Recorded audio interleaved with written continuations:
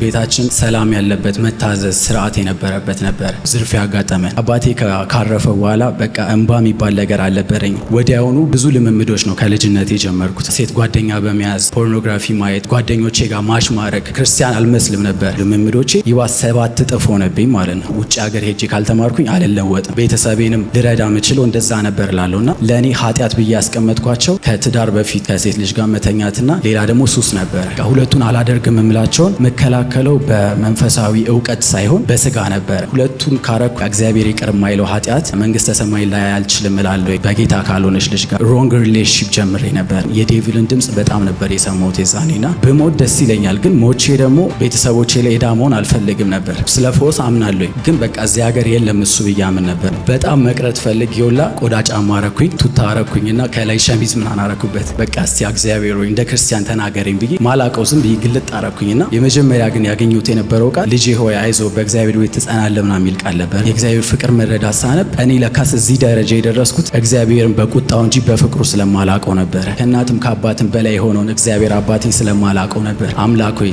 እየተጋው እንድታገኘኝ በሰነፍኩ ጊዜ እንዳታገኘኝ እያልኩ እንባዬ መውረድ ጀመረ። አሁን ግን ለካ እኔ ከሱ ነው ስሸሽ የነበረው። ምህረቱ ሲከተለኝ ነበር፣ በጣም ይወደኝ ነበር። ችግሮች ሲያጋጥሙ ምን ነገር ሲኖር ምደበቀው ክርስቶስ መልህቅ የሆነውን ካወቅኩ በኋላ በቃ እሱ ጋር ነው። ሻሎም ቅዱሳን እንዴት ናችሁ? እኔ በጣም ድንቅ ነኝ። በመጀመሪያ ግን ከሞት አውጥቶ ህይወትን የሰጠኝ መጠን በሌለው ምህረቱ ፍቅሩ አቅፎ ደግፎ እዚህ ያደረሰኝ አባቴ እግዚአብሔር ላመሰግን እፈልጋለሁ። አመስግኑልኝ። እንዲሁም ደግሞ ከእግዚአብሔር ራእይን ተቀብሎ በትጋት በትምህርቶቹ በጸሎቶቹ በምክሮቹ እዚህ እንድደርስ ላገዘኝ መንፈሳዊ አባቴ ዳዲ ዶክተር ሪቨረንድ ተዘራ ላመሰግነው እፈልጋለሁ። አመስግኑ።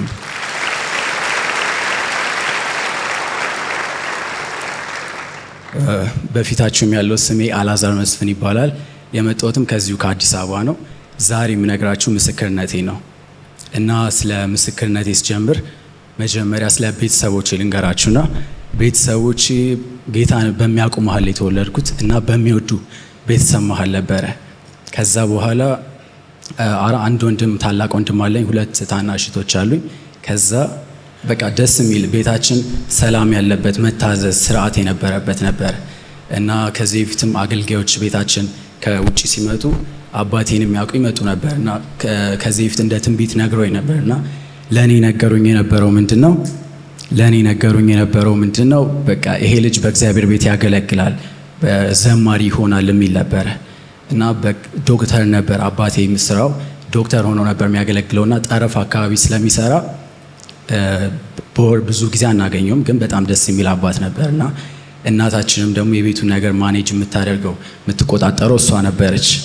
ከዛ በእንደዚህ ሁኔታ ውስጥ እያለ አባቴ ጠረፋ ጋር ስደተኞችን ነበር የሚያክመውና እዛ ባለበት የሆነ ቀሌ ድንገት የልብ መምታሞ መጣና በጣም የሚያስደነግጥና የሚያስጨንቅ ጊዜ ነበረ እና በቃ ሁላችንም ተጨንቀን ለእናታችንም በጣም አስጨናቂ ነበርና ኮማ ገብቶ ነበረ።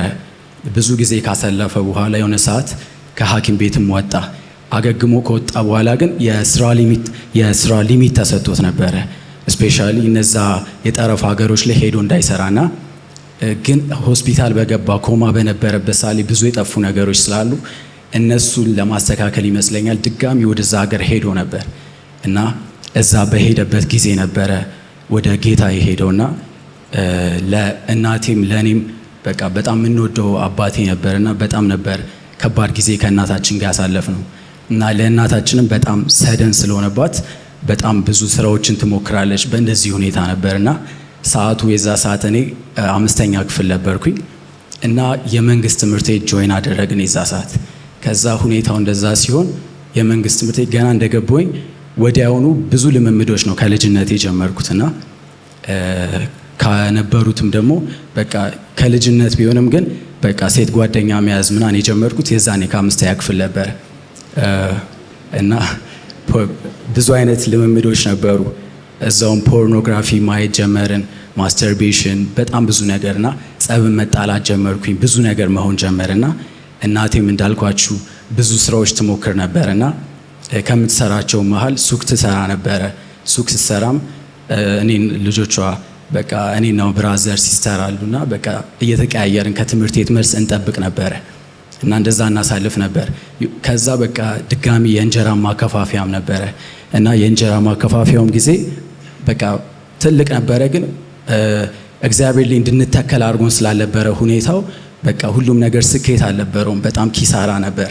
እንደዛ ሲሆን ሰራተኛ ሲወጣ እኔና ወንድሜ መሸከም ስንጀምር እናቴም ራሷ ቆማ መጋገር ጀመረች እና እንደዚህ አይነት ሁኔታዎች በዙና ያውላ ቻሌንጅ ሆኖ እናታችን በዛን ጊዜ ከ700 እስከ 1500 እንጀራ ብቻዋን ሌሊቱን ሙሉ ጋግራ ታድር ነበር እና በዛን ሰዓት በጣም ቆማ እንትምትበት እየታመመች ይባስ በጣም ታማ ሆስፒታል ብዙ ጊዜ ማሳለፍ ጀመረ እና እንደዛ እየሆነ ሲመጣ በቃ እኔ ውስጤ በቃ ብዙ ቻሌንጆች መጡብኝ።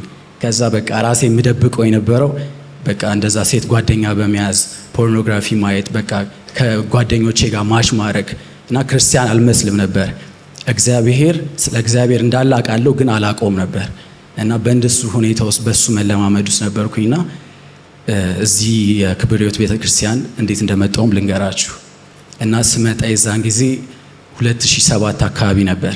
እዚህ ቸርች ባለ ልጅ ግብዣ አግኝተ እኔና ወንድሜ መምጣት ችለን ነበርና ከዛ እዚህ ቸርች ስንመጣ በጣም ደስ ይላል እያለም 2008 እዚህ ቸርች ተጠመቅኩኝ። ልጅ ነበርኩኝ። ከዛ እያለ 2010 ይመስለኛል እኔና ወንድሜ የአዳር ፕሮግራም ኖሮ እላይኛው አዳራሽ ነበር። ከዛ ማደር አልቻለም ነበር፣ አቋርጠን ወጣንና መንገድ ላይ መገናኛ አካባቢ ላይ ዝርፊያ ያጋጠመን። ከዛ እንደዛ ሲያጋጥመን በቃ እኔና ወንድሜ በጣም ነበር የተናደድነው። ከዛ እዚህ ቸርች በቃ መኪና ካልኖረን አንመጣም አለንና ከዛ መኪናውም አልመጣም እኛም አልመጣንም ነበርና ከዛ እንደሱ አይነት ሁኔታ ተፈጥሮ ብዙ ጊዜ አሳለፍን። በአባቴ ሞት ምክንያት እኔ ምን አይነት ነገር ተፈጠረብኝ? በቃ አገልጋዮች በቃ እኔ ቤታችን ውስጥ ፓስተር ክሪስ ቲቪ ጆሹዋ ይከፈት ነበርና ስለ ፈውስ አምናለሁኝ፣ ግን በቃ እዚህ ሀገር የለም እሱ ብዬ አምን ነበርና በቃ ሊያድኑት አልቻሉም ብዬ በቃ አገልጋዮችን በጣም ነበር ያምለኛ አመለካከት ልክ አልነበረም እና እናቴ ብዙ ችግሮች ስለነበሩ ብዙ ቸርቾች ትወስደናለች ብዙ ነገር፣ ግን በቃ እኔ ውስጤ ተስፋ ቆርጦ ስለነበር ያለኝ አመለካከት ጥሩ አልነበረም። በቃ ስለ እግዚአብሔር ኢየሱስ ክርስቶስ መጥቶ ምን እንደሰራ ማላቅም ነበር እና በእንደሱ አይነት መመላለስ ውስጥ እያለውኝ እያለ ድንገት የሆነ ጊዜ ላይ ወንድሜ ወደዚህ መገናኛ አካባቢ አክስቴ ጋር መኖር ጀመረ እና ሲኖር ድጋሚ ወደዚህ ቸርች መምጣት ጀመረ እሱ። ከዛ በቃ እዚህ ሲመጣ እኔና እሱ ሲደውልልኝ በስልክ በጣም ነው የምንዋደደው፣ ግን የምንዋደድ አይመስልም። በቃ ስናወራ በስልክ በቃ በጩኸት ነው ሄሎ አልለውም ራሱ ምናምን በቃ እየጮኩኝ ነው የማወራውና በእንደዚህ አይነት ነገር ነበር። እሱ ግን እዚህ ሲመጣ እሱም እንደዛው ነበር ማሽ የሚያደርገው። እዚህ ሲመጣ ግን ባህሪው ይለወጥብኝ ጀመርና እሱ ሄሎ ሲል እኔ እጮሃለሁ። ከዛ እኔ ሆንኩኝ አመፀኛው። ከዛ ይሄ ልጅ ጓደኞቼ ራሱ ይሄ ልጅ ምን ሆኖ ነው ማለት ጀመሩ። ወንድም የተለወጠባቸው። ከዛ እያለ ይጋብዘኝ ነበርና አልፎ አልፎ እዚህ ቸርች መጣ ነበረ። ከዛ ስመጣ በቃ የሆነ ጊዜ ላይ በጣም መቅረት ፈልጌ ነበረ። መጥቶ ከመገናኛ ቤላ ይዞኝ ነበር ወደዚህ ይመጣው። በጣም ነበር ማስቸግረውና ከዛ የዛን ጊዜ ግን መጥቼ ወስዳለሁ ሲለኝ በጣም መቅረት ፈልጌውላ አለባበሴ ምን አረኩት? ቆዳ ጫማ ምናምን አላረግምና ቆዳ ጫማ አረኩኝ። ከዛ ቱታ አረኩኝና ከላይ ሸሚዝ ምናምን አረኩበት እና ከዛ ሐሳቤ የነበረው በቃ አይቶኝ እንዲመልሰኝ ነው እና እንደዛ ብዬ ጠብቄው፣ ግን ሲመጣ እሱም ደነገጠ። ምንድን የለበስከው ምናምን ሲለኝ ልብስ እንደሌለኝ ነገርኩትና ከዛ በኋላ በቃ ምናምን እንሄዳለን አለኝ። ከዛ ራሴ ደበረኝ። በቃ ከዛ መንገድ ላይ በቃ ሰው ምን ይለኛል እያልኩኝ በቃ እየደበረኝ ነበር የመጣሁትና የላይኛው እግዚአብሔር ፍቅር አዳራሽ ነበርና ስመጣ ሰው የቸርች ሰው ምን ይለኛል ስል ሰው ግን እንዳለ ትኩረቱ በቃ የጌታን ቃል በጣም ነበር የሚሰሙት። ከዛ በቃ ባይ ባይ ማንም ዞር ብሎ የሚያየኝ የለምና እሺ ብዬ ተቀመጥኩኝ። ከዛ እንደዛ ባለውበት ሰዓት ላይ በቃ ይሄ ልምድ ጥሩ አይደለም አውቃለሁ፣ ግን የዛኔ ምን አደረግኩኝ? መጽሐፍ ቅዱሴን በቃ እስቲ እግዚአብሔር ሆይ እንደ ክርስቲያን ተናገረኝ ብዬ ማላቀው ዝም ብዬ ግልጥ አረኩኝና የመጀመሪያ ግን ያገኘሁት የነበረው ቃል ልጄ ሆይ አይዞ በእግዚአብሔር ቤት ትጸናለህ ምናምን የሚል ቃል ነበርና ደነገጥኩኝ። በቃ እንደዚህ አይነት ስሜት ተሰምቶኝ አያውቅም። ከዛ እግዚአብሔር እንደተናገረኝ ተሰማኝ። ከዛ ለወንድሜና የአክስቴ ልጅ አብሮኝ ነበሩ። ሴቭ አድርጉልኝ ምናምን ብዬ ነገርኳቸው። ከዛ ቁጭ ብዬ በጣም ኮስታራ ነበርኩኝ። ከዛ ተኮሳትሪ ያዳመጥኩኝ እያለ የዛን ሰዓቱ 2013 10ኛ ወር ቀን 6 ነበርና ከዛ በዛን ሰዓት ላይ በቃ ዳዲ የሆነ ወጣት ልጅ አስነሳው። ከዛ ሲያስነሳው በቃ ትምህርት እንደማይወድ ተናገረ ልጁ።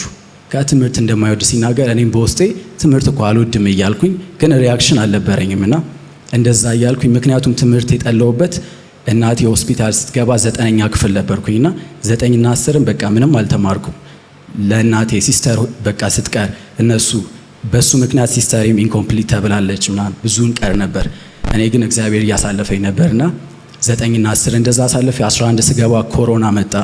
ከዛ ሳንማር ቀረን 12 እያለ በቃ እኔ እዚህ ሀገር መማር ሳይሆን ውጭ ሀገር ሄጄ ካልተማርኩኝ አልለወጥም፣ ቤተሰቤንም ልረዳ ምችለው እንደዛ ነበር ላለውና እነዛ ልምምዶቼም ደግሞ እንዳሉ በቃ ያድጉ ጀመረ እና እንደዛ ነበር። ከዛ በኋላ ዳዲ አስነስቶት ሲጸልይለት ገረመኝና እንደዛ እያልኩኝ ሪያክሽን ቢኖረኝ እንኳን እሺ፣ ግን ድንገት ዞር አለና ዳዲ እንድነሳ ነገረኝ። አንተ አረንጓዴ ያረከው ተነሳ ሲለኝ በጣም ነበር የደነገጥኩት። ደንግጫለሁም ደብሮኛልም። ምክንያቱም የደበረኝ እኔ እወድቃለሁ ብዬ ሲጸልይልኝ ምናምን እኔ ላይ ይሰራል ብዬ አላሰብምና ምን ላደርግ ነውና እያልኩኝ በጣም ከዛ ዳዲ መጥቶ ከዛ ሲጠይቀኝ በቃ እንደሱ ነው ትምህርት ምናምን አልኩት። ግን ዳዲ ሲጸልይልኝ የተለያዩ አዲክሽኖች ነበረ እና በጣም ነበር የደነገጥኩት። ከዛ እወድቃለሁም ብዬ አስቤ አይደለም፣ ግን ራሴን ያገኘሁት ወድቄ ነበር እና ስነሳ በጣም ነበር የደነገጥኩት። ብዙ ነገር ሆኖ ነበር። ከዛ ወጣሁኝ እና እነዛ ልምምዶቼ ያልኳችሁ ብዙ አይነት ነገር አደርግ ነበረ። ግን ለእኔ ኃጢአት ብዬ ያስቀመጥኳቸው ከትዳር በፊት ከሴት ልጅ ጋር መተኛትና ሌላ ደግሞ ሱስ ነበረ እና ሁለቱን ካረኩኝ አይሆንም። ምክንያቱም በቃ እግዚአብሔር ይቅር የማይለው ኃጢአት በቃ መንግስተ ሰማይ ላይ አልችልም እላለሁኝ ብዙ ነገር እና ሌላኛውም ደግሞ ሱስ አልጀምርም እልበት ምክንያት አንድም ኃጢአት ስለሆነ ነው። ሁለት ደግሞ ቤተሰቦች አብዛኛዎቹ በሱስ ያበዱና በቃ ተስፋ የቆረጡ ናቸውና በቃ ቤተሰቤን አድጌ እረዳለሁ ስለምል ከሱ ያስቆመኛል ብዬ አስብ ነበር እና ሁለቱን ላለማድረግ በጣም እንትን ነበር። ከዛ በኋላ ዳዲ ከጸለየልኝ በኋላ ግን በቃ የሆነውን ስነግራችሁ ፋውንዴሽን 1 ጀመርኩኝ። በጣም ደስ ይል ነበረ። ከዛ ግን በቃ ጓደኞቼ ጋር ስሄድ የሆነ በፊት የምደሰትበት ጣሙን እያጣሁት መጣሁኝ። አብሬያቸው መሳቅ አቃተኝ ምናምን በቃ እነሱ ራሱ እስኪያውቁት ድረስ ምን ሆነ ነው ይሉኝ ጀመርና በሱ ሁኔታ ውስጥ ነበርኩኝ። ግን ችግሩ የነበረው እዚህ ፋውንዴሽን ተምሬ ተመልሼ እዛ ስሄድ ጓደኞቼ ጋር ነው የምገባው የነበረውና እንደዛ ስለነበረ በቃ ቶሎ መለወጥ አቅቶኝ ነበር። ይባስ መቅረት ጀመርኩኝ ድጋሚ። ከዚህ የሆነ ሰዓት በጣም ብዙ ጊዜ ቀረውኝና ፋውንዴሽን አስተማሪ በጣም ይደውልልኝ ነበር ለብዙ ጊዜ። ችግር የለውም ለብቻክ አስተምሬክ ትመለሳለህ ይለኝ ነበርና እንደዛም ሆኖ ግን በጣም አስቸጋሪ ነበርኩኝ። ከዛ እናቴ እዚህ ቸርች አትመጣም ነበር። ከዛ የሆነ ቸርች እንሄዳለችኝ እና በቃ እሺ ችግር የለውም ብዬ እዛ መሄድ ስጀምር ለፋውንዴሽን አስተማሪ ነገርኩት ሌላ ቸርች እንደገባሁኝ። እንደዛ ስነግረው መደወልም አቆመ። መልካም ምኞት ተመኝቶልኝ መደወል አቆመ። ከዛ በኋላ እንደዛ ሲሆን በእግዚአብሔር ላይ መሰረት ስላልነበረኝ የገባሁበት ቸርች በቃ ሳምንት ሳይቆይ ነው ወደ አገልግሎት የገባሁት የነበረው። ሳውንድ ሲስተም ጀምሬ ነበርና በቃ የእግዚአብሔር ቃል ላይ መሰረት ስላልነበረኝ ትኩረቴ ሳውንድ ማስተካከል ነው። የእግዚአብሔር ቃል አልሰማም እና እነዛ ያልኳችሁ ልምምዶቼ ይባስ 7 እጥፍ ሆነብኝ ማለት ነው። እና ሁለቱ አላደርግም የምላቸውን ነገሮች ላደርጋቸው ወደ ጫፍ መዳረስ ጀመርኩና በቃ እንደዛ ውስጥ እያለኝ ድንገት የሆነ ቃሉን ሰሞኝ ሲያስተምርና የነበረው አገልጋይ ከዛ በቃ እግዚአብሔር ተናገረኝ ወደዚህ ቸርች መመለስ እንዳለብኝ። ከዛ በቃ እዚህ ቸርች መመለስ አለብኝ ብዬ መጣው። ድጋሚ ፋውንዴሽን እንደ አዲስ ጀመርኩኝ። ግን ስቲል ሌላም ችግር ነበረ።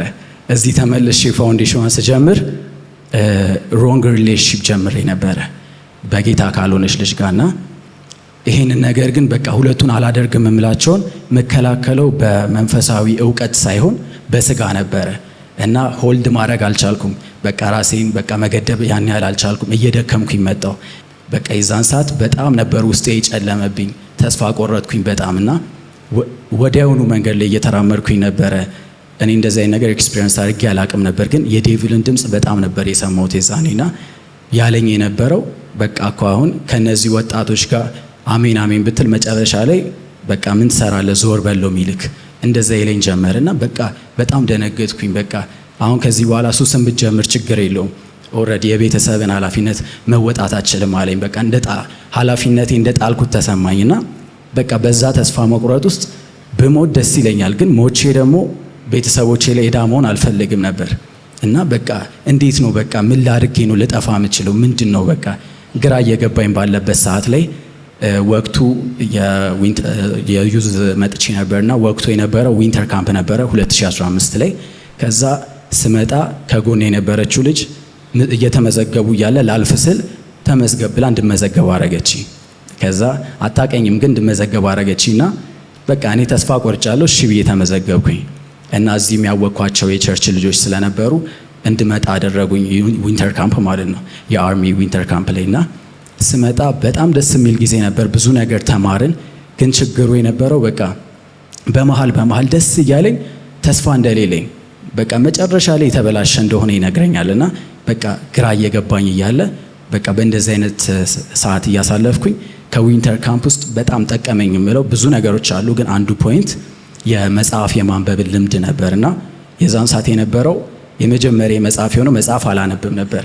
ከዛ የመጀመሪያ መጽሐፍ የሆነው የእግዚአብሔርን ፍቅር መረዳት ነበረ እና የእግዚአብሔር ፍቅር መረዳት ሳነብ እኔ ለካስ እዚህ ደረጃ የደረስኩት እግዚአብሔርን በቁጣው እንጂ በፍቅሩ ስለማላውቀው ነበረ እና እግዚአብሔር ፍቅር ነው እንዴ ማለት ይወደኛል አልኩኝና ውስጤ በቃ ተስፋ ይኖር ጀመረ። በቃ እግዚአብሔር ይወደኛል ማለት ጀመርኩኝ።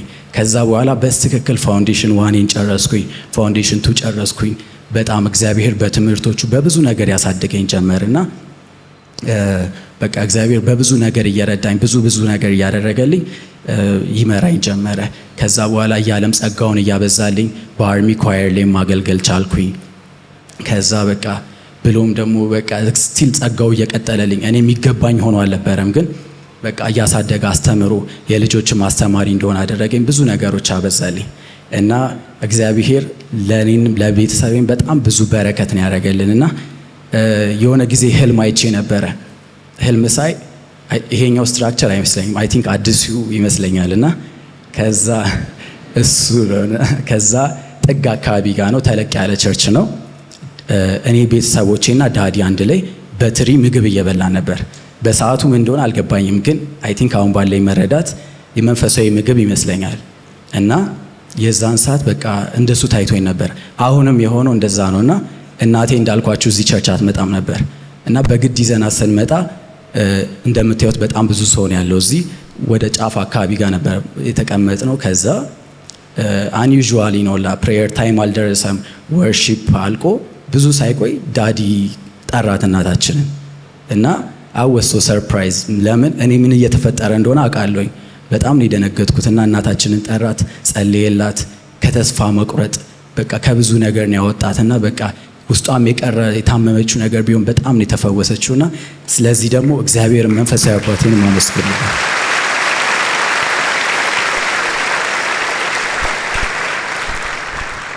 እና ህይወታችን እናቴ በጓዳ የምታለቅሰው የነበረውን ብዙ ነገር የምትሆነው የነበረውን እንዳለ እግዚአብሔር በደስታ በበረከት እየሞላው ነገሮቹን ሁሉ መለወጥ ጀመረና ስለዚህ እግዚአብሔር ይመስገን።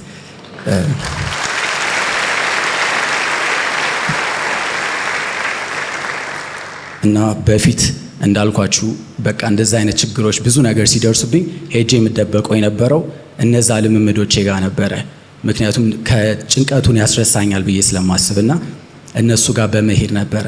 እግዚአብሔርም ከጓደኞቼ እኔ ለመለወጥ ሲል ለየኝ፣ በጣም ለወጠኝና አሁን ግን በቃ ችግሮች ሲያጋጥሙ ምን ነገር ሲኖር የምደበቀው ክርስቶስ መልህቅ የሆነውን ካወቅኩ በኋላ በቃ እሱ ጋር ነውና በቃ እሱን ለማወቅ ብዙ ነገሮች እዚህ የምንማረው ዳዲ ይላልና እኛ የብዙ ፕሮግራሞች ውጤት ነን ይላልና እኔም በቃ ሳላቀው ኳየር ስገባ የልጆች አስተማሪ ሲሆን እዚህ ማክሰኞ እሑድም ስካፈል በቃ ሀሳቤ እንዳለ እዚህ ሆነና ለዛ ነገር ለስጋዬ ምኞት በቃ ቦታ አልሰጠው በቃ መስጠት አልቻልኩም እና ሁሌም የተራበ ነገር የተራበውን ካልሰጠ ነው እየሞተ ነው የሚመጣው አይደለ?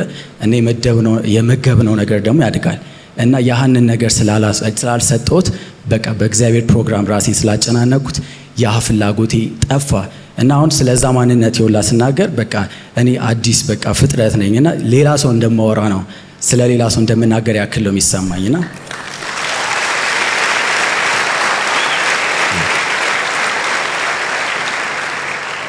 ይህን ያለው እግዚአብሔር ያደረገልኝ ሲዲን በመስማት ዳዲ ሲናገር እግዚአብሔር ፊት ስለማነባ ችግር ፊት አላነባም ይላልና በጣም ደስ አለኝ። ግን እኔ እኮ እንባ የለኝም አልኩኝ እና በቃ አባቴ ካረፈ በኋላ በቃ እንባ የሚባል ነገር አልነበረኝም። ለዛ ነበር ማልቀስ ስለማልችል እነዛ ጋር መሄዶ የነበረው። ከዛ ግን እንደዛ ብዬ ዊንተር ካምፕ ከተማርነው ውስጥ በማለዳ ተነስቶ መጸለይ ልምድን ጀምረን ነበረ እና ተነስቼ በንጋታው ሲዲውን እየሰማኝ ዳዲ እንደዛ ሲናገር ሰምቼ በንጋታው እዛ ሲዲ ላይም ሉቃስ 12 ከ37 እስከ 38 እነዛ ሲተጉ የሚያገኛቸው ብፁዓን ናቸው የሚለውን እያሰብኩኝ በቃ አምላክ ሆይ እየተጋው እንድታገኘኝ በቃ በሰነፍኩ ጊዜ እንዳታገኘኝ እያልኩኝ እንባዬ መውረድ ጀመረና አሁን በቃ እንባዬ ለእግዚአብሔር በጣም ቅርብ ነውና የእግዚአብሔርን ፕሬዘንስ በጣም ነው ፊልም ማደርገው። ኤቭሪ ፕሮግራም ሁላ ለእኔ ፐርሰናል በቃ እስኪናገረኝ በቃ ለብቻ ይወላል ትንሹም ፍላጎቴ ይሁን በቃ እግዚአብሔር በመጣው ሰዓት ይናገረኛልና በቃ እግዚአብሔር በጣም ብዙ መልካም በረከትን እያደረገልኝ በጣም ብዙ ነገር አብዝቶልኛልና ስለዚህም ደግሞ አመስግኑልኝ።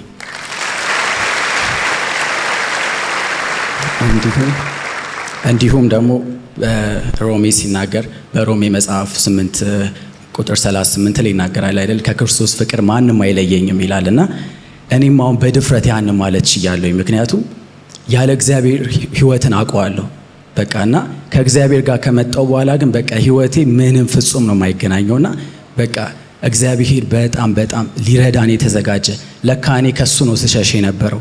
ምህረቱ ሲከተለኝ ነበር፣ በጣም ይወደኝ ነበርና ለቁጣ ዘገየ የሚለውም እኔ በህይወቴ አይቼዋለሁና በቃ እግዚአብሔር ይመስገን።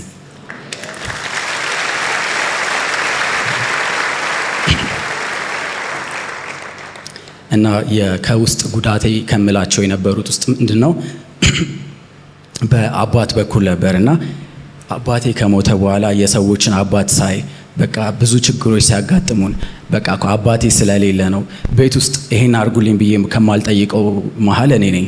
እና ምክንያቱም በቃ ብዙ ችግሮች ስለነበሩ እናታችን እየሳቀች ምንም ነገር እንዳይጎልብን ትሞክራለች፣ ግን ማስጨነቅ ስለማልፈልግ እንደዛ ነበርና አባት ቢኖረኝ በሰላም እንትን ነበር። የኛ ህይወት ወደ ታች ነው ወይ የሚያድገው በቃ ብዙ ነገር ነበርና እንደዛ ምለውን የነበረውን ግን ለካስ በቃ በምንም ሁኔታ ከእናትም ከአባትም በላይ የሆነውን እግዚአብሔር አባቴን ስለማላቀው ነበር። እና እሱን ካወቅኩት በኋላ ግን በጣም ደስ የሚል አባት ነው የሆነኝ። በጣም ይረዳኛል። በቃ ምቹ ረዳቴ ነው። በትንሹም በትልቁም እግዚአብሔር ከጎን ያለና በቃ ፍቅሩን በህይወቴ አሳይቶኛል፣ ምህረቱን አሳይቶኛልና ስለዚህ ደግሞ እጅግ እግዚአብሔርን አመስግኑልኝ።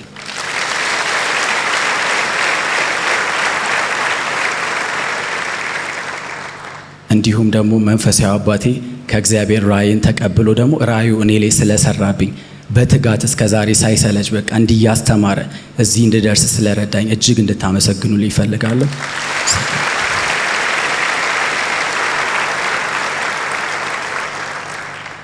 እንዲሁም ደግሞ እናቴ ለቅሶዋን በጓዳ አድርጋ እየሳቀች ብዙ እየተንከባከበች እንደዛ ችግሮች ባለውበት ሰዓት እነዚህ ብዙ እንዳልጠፋ በጸሎቶቿ እየጸለየች የጠበቀችኝ እናቴንም እዚህ እንድደርስ ስላገዘችኝ እንድታመሰግኑልኝ ይፈልጋለሁ።